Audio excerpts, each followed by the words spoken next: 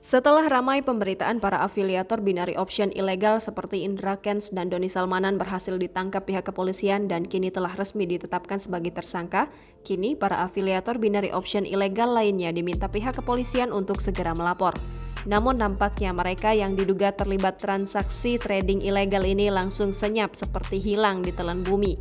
Salah satu afiliator binary option yang diduga ikut terlibat adalah Kapten Vincent Raditya, seorang pilot dan YouTuber Indonesia yang juga pernah ikut mempromosikan binary option Oxtrade.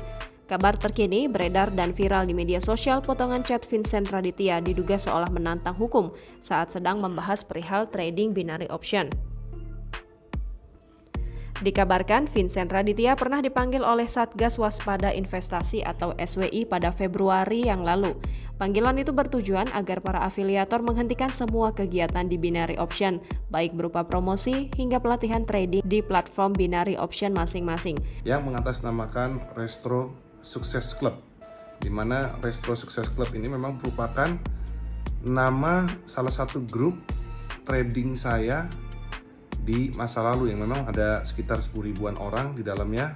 Nah, cuman sekarang sebuah grup dinamakan Restro Sukses Club dengan anggota 11.000 lebih di sana, 11.676. Beredar kabar yang didapat dari sebuah akun TikTok, Kapten Vincent Raditya nampak memamerkan mobil miliknya hasil dari Oxtrade. Selain itu, viral dan beredar potongan chat Vincent di sebuah chat Telegram yang terkesan dan seolah-olah menantang hukum. Dalam grup tersebut, dia mempertanyakan mengenai dasar hukum yang bisa kemungkinan dimaksudkan dengan permasalahan binary option. Selain itu juga, dia mengungkapkan bahwa platform Oxtrade yang dipromosikannya bisa diprediksi hingga lebih dari 50%. Potongan pesan yang beredar tersebut ternyata terjadi pada tanggal 25 Januari 2022 sebelum kasus binary option tak terlalu banyak dibicarakan. Jangan lupa subscribe, share, komen, dan like ya!